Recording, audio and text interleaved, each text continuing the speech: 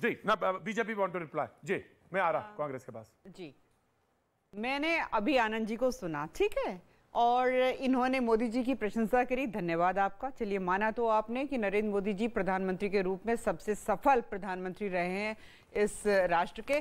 पर साहब इसका उत्तर दे दीजिए, मैं उत्तर प्रदेश से आती हूँ, ठीक है, उत्तर प्रदेश, बिहार, मध्य प्रदेश, राजस्थान, यहाँ के बहुत लोग महाराष्ट्र में नौकरी करते हैं, ठीक, और खासतौर से अगर मैं मुंबई की बात करती हूँ तो वहाँ से कैसे दौड़ाया था, कैसे भगाया था उनको, खाली कर दो मुंबई, चले जाओ उत्तर प्रदेश, चले जाओ बिहार, चले जाओ राजस्थान, चले जाओ, दौड़ा दौड़ा के भगा दिया। यहाँ से जाओ, यहाँ पे संक्रमण नहीं फैलना चाहिए, अपने प्रदेश में जाओ। तो आपको लगता है कि माफ किया जाएगा कभी? वो लोग भूल सकते हैं, आप लोगों ने दौड़ा दिया था।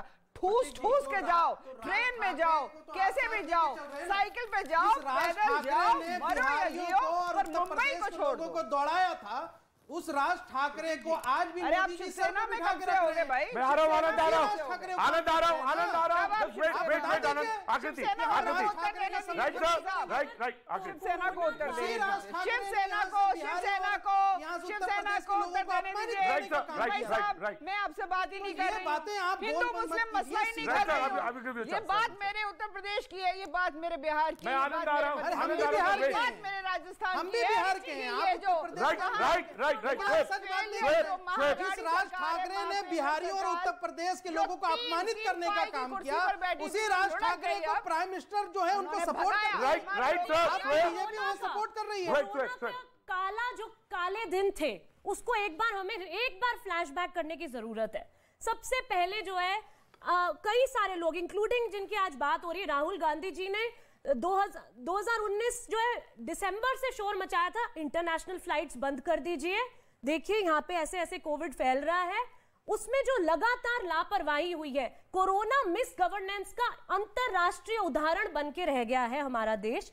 47 लाख, मतलब 47 लाख, मुझे एक बार बोलने दीजिए, मेरे पास बहुत आंकड़े। 47 लाख कोविड प्रवासी मजदूरों के जो नजारे हैं पूरे विश्व में हो रही है, बैठकर हमारे जितनी मौतें हुई हैं भारत में मिस गवर्नेंस के कारण, रातों रात लगे लॉकडाउन के कारण, मतलब हम भूल गए कि कितने लोग बेघर हैं भारत में, कितने लोग बेघर हैं, भूल गए कह रहे घरों के अंदर बैठिए।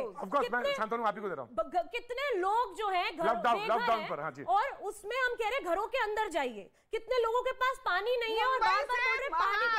प्रवासी मजदूर के नजारे सिर्फ मुंबई से नहीं आए, पूरे देश भर में कितनी मौतें हुई है। रेलों के नीचे कट गए, रेलों के नीचे प्रवासी मजदूर कट गए, उसी पाप का फल भुगत रहे हैं। आज उनकी सरकार खत्म, ये चीज बिल्कुल नहीं भूलनी चाहिए, चाहे कोई भी पार्टी हो, कांग्रेस हो, कोई भी हो, लेकिन हमारे जो देश के मजदूरों का हाल हुआ था, सैनिटाइजर से धोया गया था, सैनिटाइजर से धोया गया था उन लोगों को। वो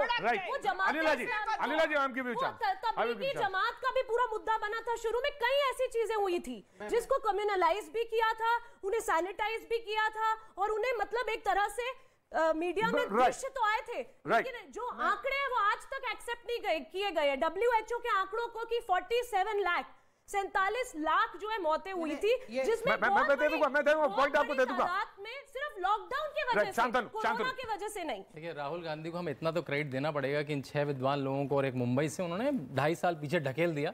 हम जब कोरोना को पीछे छोड़ आए हैं, जब भारत विश्व में सबसे बड़ा टीका लगाने वाला देश बन चुका है, जहां IMF से लेकर नोबेल लॉरिएट कह रहे हैं, नोबेल लॉरिएट और IMF के लोग कह रहे हैं कि केवल भारत ने सबसे अच्छा इकोनॉमी को डील करा। भारत के लॉकडाउन से लेकर इकोनॉमी से लेकर हर चीज की तारीफ कर रहे हैं। तो राहुल गांधी कम से कम 2.5 साल पीछे ले जाने, इस बात का क्रेडिट आपको राहुल गांधी को देना पड़ेगा। राहुल गांधी के 2 श्रेय देना चाहूंगा। जैसे ही भारतीय टीका है, उन्होंने नहीं, भारतीय टीका मतलब ये उनका पहला श्रेय है। दूसरा, उन्होंने क्या कहा, जब प्रधानमंत्री ने कहा कि इतने सारे हेल्थ वर्कर हैं, उनको सांत्वना देने के लिए, उनका बल बढ़ाने के लिए ताली बजाओ दिया, तो उसका भी मजाक बनाया। तो जहां पे भी कोई स्टेप आया, राहुल गांधी केवल करके ट्वीट। उनके एक मित्र थे अखिलेश यादव, कह रहे थे नहीं इससे तो नपुंसक हो जाएंगे, टीका मतलब वो भारतीय जनता पार्टी का टीका है। तो कुछ लोगों ने ये करा, कुछ लोगों ने कोरोना से बाहर निकाला।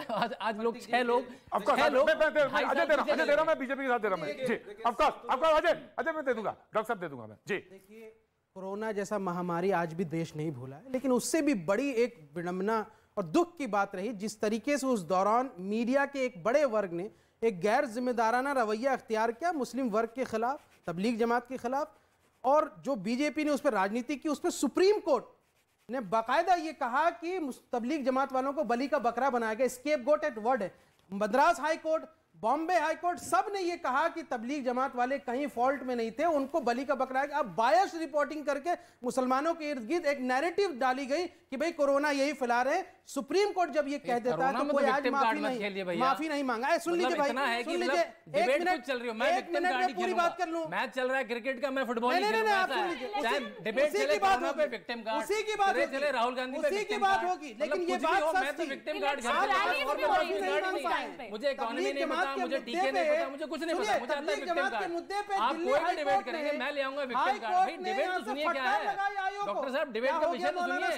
हर समय विक्टिम कार्ड नहीं खेला जाता है। अब विक्टिम कार्ड खेल के राहुल गांधी सड़कों पे पहुंच गए। तो ये माफी। दूसरी बात राहुल गांधी जी की, आप सुन लीजिए बात।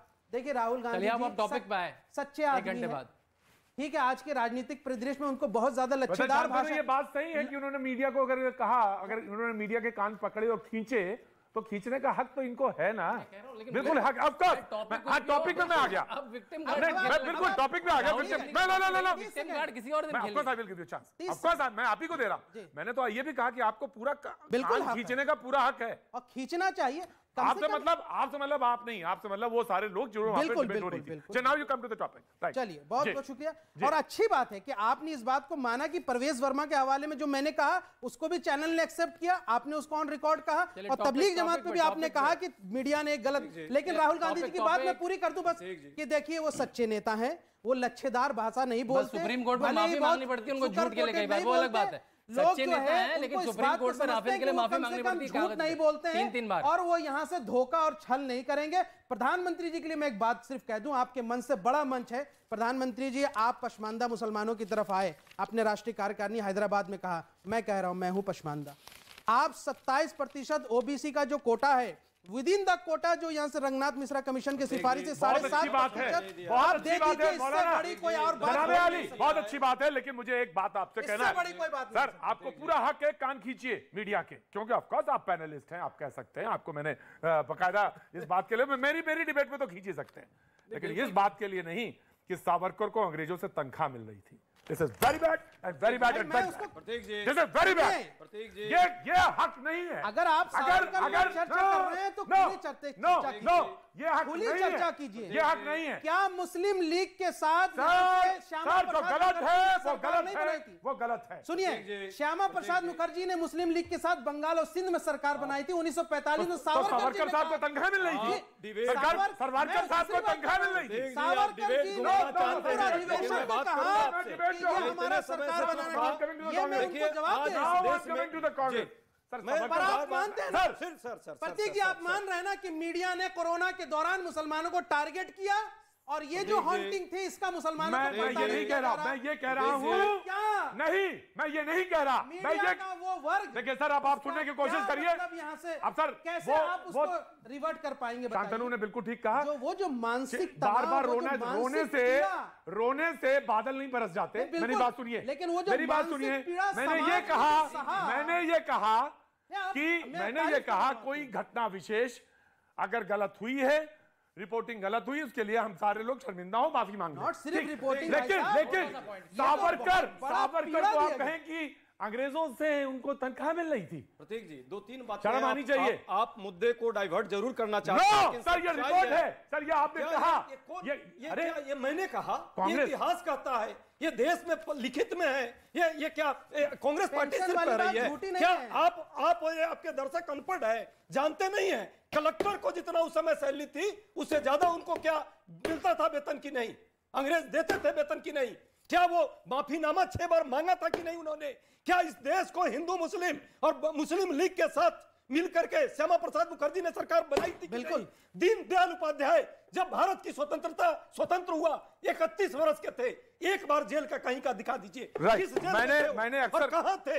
ये लोग बात करते हैं इस देश में तोड़ने की बात हो रही है, और ये मैं दोनों लोगों को कहता हूं, जो लोग इस देश में हिंदू मुस्लिम कर रहे हैं, चाहे मुस्लिम समाज के लोग हो चाहे हिंदू समाज के लोग हो, कट्टरता फैलाने वाले से ये देश जो है नहीं चलेगा।